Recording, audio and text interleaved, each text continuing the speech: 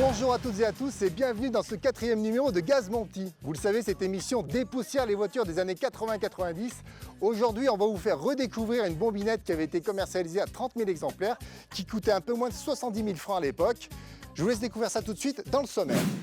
Dans ce 4e numéro, les gazous, on part à la découverte de la 205 Rally qui a fait le bonheur de bon nombre d'amateurs de petites sportives à la fin des années 80. Cette voiture se voulait performante et surtout très abordable. Nous allons détailler toutes ses caractéristiques et vous faire comprendre pourquoi elle est devenue la chouchoute des Youngtimers. Nous irons bien sûr l'essayer pour vous faire partager les sensations qu'elle peut procurer. Mais avant ça, nous aurons une entrevue avec Thierry, son propriétaire, qui nous donnera toutes ses spécificités. C'est un petit peu ce que critiquait... Ne manquez pas ce nouvel épisode. Installez-vous, montez les sons direction 1988 et Gaz Monty.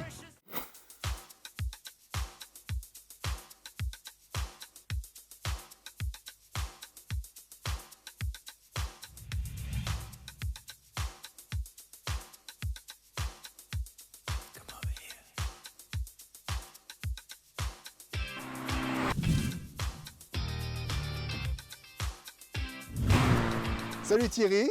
Salut Jean-Louis. Bah écoute, ça me fait plaisir de te voir, ça faisait un moment qu'on ne s'était pas vu. Puis aujourd'hui, je suis un peu ému, puisqu'on va parler d'une voiture qui nous a fait rêver, c'est la 205 Rally.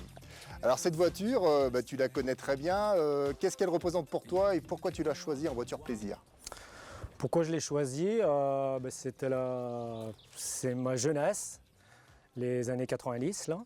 Donc voilà, et j'aime cette voiture par son look spécial et puis par sa nervosité, elle est agréable à conduire. Alors c'est une voiture qui est sortie en 1988, donc sa grande sœur, la 205 GTI, existait déjà depuis plusieurs années, donc elle est sortie quand même assez tardivement. Elle avait remplacé la Samba Rally. Toi qui as dû essayer, qui connais les deux voitures entre la GTI et la Rally, comment tu considères la 205 Rally par rapport à son aînée? J'ai essayé quelques 205 GTI, bon, les 105, des 130. Mais la différence, la nervosité, c'était moins linéaire qu'une GTI, peut-être moins pépère. Donc, ce côté un peu agressif et tout, j'aimais bien. Alors, ce côté agressif, bon, déjà, il y a un moteur qui est plus petit, mais qui a un degré de préparation un peu supérieur. Et puis, il y a aussi son poids. Elle fait 75 kg de moins qu'une GTI. Et vraiment, ça se ressent, je pense, dans la voiture. Ouais, je pense que le poids, Peugeot à l'époque avait vraiment tout misé sur le poids. Donc pour faire une voiture un peu version, il l'appelait dépouillée. Bon, déjà d'origine, on voit elle a un look très sportif, très typé rallye. Alors qu'est-ce qu'on peut dire sur l'extérieur? Bon, déjà, ce qui est marquant par rapport à la GTI, on avait mis des roues plus petites. La GTI, il y avait du 14-15 pouces. Là, on est parti sur du 13 pouces. Finalement, c'était pas si mal parce que ça rendait la voiture peut-être un peu plus maniable. Qu'est-ce que tu en penses du fait qu'on soit sous-dimensionné par rapport à une GTI?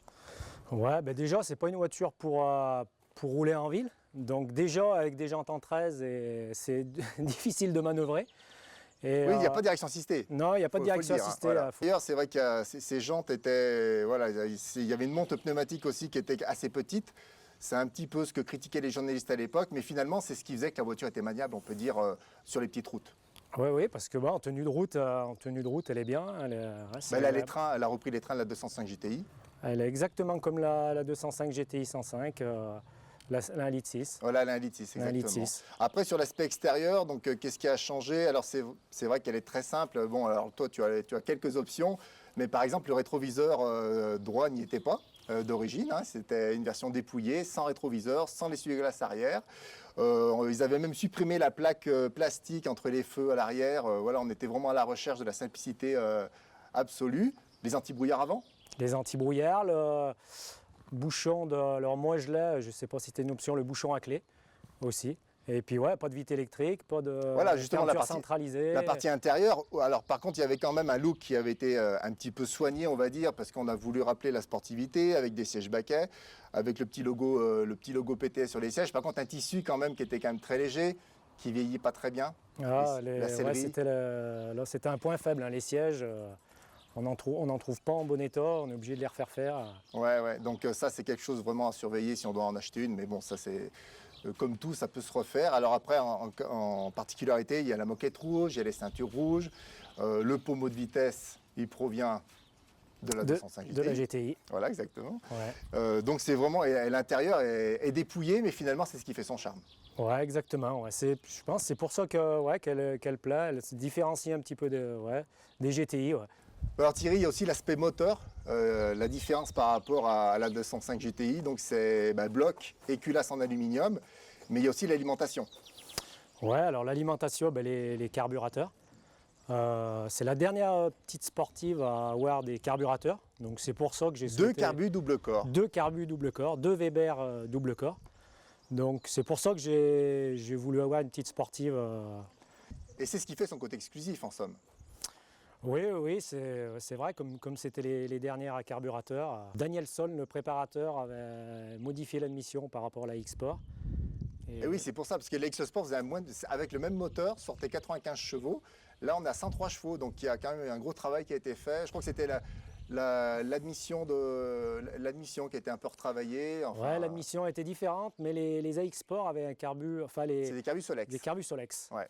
Donc peut-être que la différence... Par contre, elle était plus légère. Pour revenir sur le côté exclusif, c'est vrai que cette voiture elle a été ensuite remplacée par la 106 Rally. Et pourquoi les gens ont vraiment une cote d'amour, à mon avis, je ne sais pas si tu seras d'accord avec moi, c'est que la 106 Rally n'a pas apporté un gros plus. C'est vrai qu'on est passé sur l'injection, la puissance n'était pas supérieure, le poids était un peu supérieur, le comportement était peut-être un peu mieux, mais finalement dans les chronos, on l'a pu le voir dans les rallyes, elle n'était pas vraiment au-dessus, malgré qu'elle soit plus récente. Non, c'est vrai. Non, elle n'était pas au-dessus. Pourquoi je ne sais pas. Pourtant, on a l'impression que le châssis était peut-être mieux, mais en performance pure, elle n'était pas au-dessus. Bon les gazous, comme vous le savez, dans Gaz Mon Petit, évidemment, on essaye la voiture. Donc je vous propose qu'on y aille tout de suite. Donc Thierry, c'est bon, tu me donnes les clés? C'est parti? Je te fais confiance. Allez, tu peux, il n'y a aucun problème. Go, on y va. Allez, c'est parti mon petit Thierry pour les 77205. Donc on parlait du moteur, donc un moteur extrêmement nerveux. Bon, c'est un tout petit moteur, un 1300 cm3 avec les 2 carbus. Donc voilà, c'est ce qui fait ça. Elle est féroce en fait cette voiture. Elle est vraiment féroce, mais il y a vraiment du répondant quand on appuie. Voilà, pour pas beaucoup de chevaux, 105 chevaux, et ouais, on a l'impression des fois qu'il y en a plus parce que il y a du répondant tout de suite. Ouais, c'est dû, je pense, à sa légèreté. Voilà, alors il n'y a pas de couple. Elle fait 118 Nm. Le maxi il est assez haut, il a 5 km/min. Donc voilà, c'est un moteur qui est vraiment sympa, qui est une voiture qui est très légère, elle fait moins de 800 kg. Donc c'est clair qu'aujourd'hui, ça fait bien longtemps qu'on ne commercialise plus de voitures de 800 kg. Non, 790 kg exactement, je crois. C'est vrai qu'il faut tout le temps conduire tout le temps dans les tours, il faut la faire hurler un petit peu. Ouais. Donc c'est vrai qu'on a un peu peur pour la mécanique des fois, mais ça tient le coup. Regarde là, on va laisser partir un peu devant et puis on va faire une petite accélération pour montrer un peu ce que ça donne. Voilà, on est parti. Là, je l'ai monté seulement à 5500 tours et déjà on sent quand même bien la puissance. C'est vraiment une voiture de course pour la route. Ça, c'est clair. Oui, c'est pas fait pour aller faire des courses en ville. Voilà. Alors on va parler de la boîte de vitesse. Donc c'est une boîte EMA. Donc la boîte EMA, elle a été montée sur beaucoup de véhicules de la gamme PSA, essentiellement sur les petites puissances. Alors c'est une boîte qui est pas trop mal étagée. Malgré tout, elle a un petit inconvénient, c'est il y a un trou entre la 2 et la 3. Là je l'ai un peu sorti d'ailleurs. On peut dire que c'est un petit inconvénient peut-être d'origine. Ouais, pour une utilisation plaisir comme ça, je veux dire que ça va aller. C'est vrai qu'en rallye, tout de suite, on monte à un couple un peu plus court, un 1359 ou un 1364. Et là, déjà, ça allait beaucoup mieux. Voilà, ouais, effectivement, voilà, là c'est le 1460 d'origine. C'est le 1460 d'origine. Ce qui est agréable, c'est que la première est très longue et c'est vrai qu'on prend assez vite de la vitesse. Et ça fait vraiment voiture de course, franchement, j'adore. Et donc, au niveau comportement, donc là, je trouve un super train avant, vraiment, quand on prend le virage, donc c'est les trains de la 205 GTI. Là, il y a les trains, les mêmes trains que la 205 GTI. Après, il y a les pneus. Les pneus c'est des petits trous en 13, mais assez haut. En 70, c'est vrai que pour les flancs... Mais il aurait fallu que les flancs soient un peu plus bas, peut-être, effectivement. Voilà, ils auraient peut-être pu mettre du 14 pouces. Après, moi, ce que j'ai toujours craint avec cette voiture, c'est le train arrière. Quand on est à la limite, quand ça commence, elle a tendance à raqueter quand même. Elle est un peu piégeuse du train arrière. Ouais, un petit peu. Elle enroule quand même bien au départ, et après, c'est pas... On a trouvé la limite. Une fois qu'on l'a trouvé, c'est peut-être trop tard. On en a fait l'expérience tous les deux. Ouais, on a connu ce problème, effectivement. Après, on va parler un peu du freinage. Donc, frein à disque à l'avant seulement. Frein à tambour à l'arrière. Ouais, frein à tambour. Faut essayer de les régler aux petits oignons pour que ça soit assez efficace. Mais ouais, c'est un peu limite, mais bon, ça suffit encore. Alors, moi, je trouve que c'est quand même piégeux ces freins à tambour parce que j'en ai fait les freins aussi. Quand ils chauffent, ça a tendance quand même à bloquer l'arrière. Ouais, ça arrive un petit peu. Ça bloque un petit peu moins parce que c'est vrai que quand on veut utiliser le frein à main, à ce moment-là, ça fonctionne pas. Alors Thierry, cette voiture, bon évidemment, c'est pas forcément fait pour rouler tous les jours, pour aller au travail avec, c'est vraiment une voiture plaisir. C'est quasiment une voiture de course, on va dire. Toutefois, ça nécessite un entretien régulier. Quels seraient les points à contrôler d'après toi? Les points à contrôler, j'allais dire les carbures, hein, c'est un point fort, mais ça peut être un point faible s'ils sont mal réglés. Il y a toujours quelques prises d'air, il faut faire attention à ça. Une notion plaisir, la boîte à vitesse, il n'y a pas trop de soucis. Et puis voilà, dedans. Dans la boîte de vitesse, il faut quand même la surveiller. Donc les synchros peuvent avoir tendance à craquer, surtout si on a fait une utilisation un peu sévère. Ouais, il faut la vidanger quand même régulièrement, mais sinon il n'y a pas de point faible. Il y a le train arrière un petit peu, mais ça c'était la maladie des Peugeot de cette époque. Ouais, toutes les voitures PSA ont ce problème de train arrière, il faut parfois les rétrofiter effectivement pour que ça aille mieux. Juste pour finir sur la boîte de vitesse, il y a quelque chose que je peux recommander aux gazous qui nous regardent, c'est que si la boîte de vitesse n'a jamais été refaite ou révisée, il faut savoir que le différentiel d'origine de la 205 Rally était quand même relativement fragile. Et la boîte EMA ayant évolué, notamment sur les gammes supérieures, ensuite les 106 et Saxo, etc., le différentiel était plus gros. Et si un jour vous devez réviser votre boîte de vitesse, n'hésitez pas à changer le différentiel, à mettre un différentiel, on va dire nouvelle génération. Ouais, on peut monter l'ensemble planétaire satellite plus gros. Et voilà, et ça c'est vraiment quelque chose à faire une fois que si la boîte est démontée évidemment. Hein. Donc là on va refaire un petit demi-tour et c'est vrai qu'on n'a pas l'habitude. Alors la direction n'est pas assistée, mais franchement elle est très légère. Non, c'est peut-être dû aussi à la montre de pneumatique assez étroite. C'est vrai qu'à l'arrêt, quand on manœuvre, on a l'impression qu'elle est dure, mais en mode roulage, ça va. Bon, en tout cas, ça m'a vraiment fait un grand plaisir de reconduire cette voiture, Thierry. Donc je te remercie beaucoup de m'avoir donné cette opportunité. Alors évidemment, je suis bien content aussi de l'avoir fait rouler, non, c'est sympa. Alors bon, avant de terminer, on va quand même parler de la cote. Alors moi j'ai vu, la cote officielle c'est 15 000 €. J'ai vu aussi les annonces, il y en a très peu quand même, en dessous de 15 000 et voire même à 15 000. Ouais, on a du mal à trouver aujourd'hui, c'est vrai que j'allais dire ça démarre à 12 000, mais bon, il y a tout à vendre. C'est compliqué à trouver, alors ça va peut-être monter un petit peu, je sais pas, ça prendra beaucoup de valeur, mais bon. Alors est-ce que c'est pas trop tard? Je sais pas si c'est trop tard pour l'acheter, en tout cas. Maintenant c'est peut-être un petit peu tard. C'est quand même la dernière voiture vraiment exclusive, vraiment sportive, donc je pense que c'est encore un bon achat. Ouais. En tout cas, merci encore Thierry. Et puis, évidemment, je souhaite que tu gardes cette voiture encore très longtemps. Pas de soucis. Et puis, je te dis à très bientôt. Je la garde. Salut Jean. Allez, salut, merci. Ciao. Bye.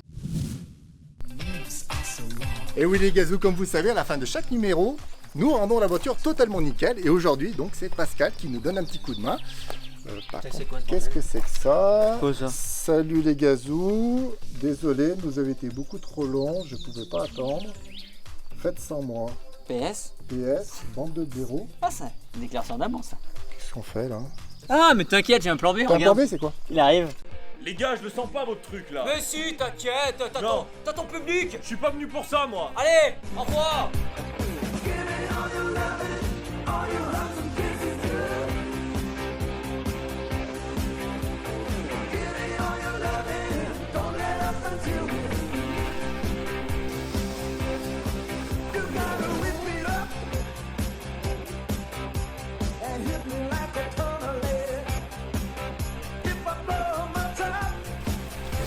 J'en ai marre. Jean, dis-moi où est-ce que t'as roulé? Moi j'en peux plus moi. Je peux plus travailler dans ces conditions-là. Hein. Je comprends que les mecs ils viennent plus. Hein.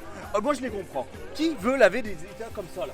Donc la prochaine fois, tu te mets à rouler correctement. En ce qui vous concerne les amis, Et ben merci d'avoir suivi ce nouveau numéro de Gaz Monty. On se retrouve en septembre. Ah oui, parce que nous, juillet et août, on se fait dorer la pilule. Hein. Et n'oubliez pas de profiter des vacances. N'oubliez pas surtout de nettoyer vos voitures, de prendre soin de vous. On vous fait des bisous les gazous. Abonnez-vous. Ciao. Salut Thierry, merci, Salut Jean-Louis. merci de nous recevoir aujourd'hui. Non, on refait. Ah bon? On refait, ouais. Non, il y avait une voiture, ça m'a un peu perturbé. Voilà. Le gars qui présente Gaz Monty, il est perturbé par des voitures. Parce que c'était une Mini des années 2010. Et alors ça? Ça m'a mis malade. Alors dans Gaz Monty, on se fait arrêter au bord de la route par des groupies. C'est des gazous, elles sont là les gazelles. J'en ai marre. Dis-moi Jean, t'as roulé où? C'est incroyable d'avoir... Je lance la... Ah, roulé où? C'est incroyable d'avoir...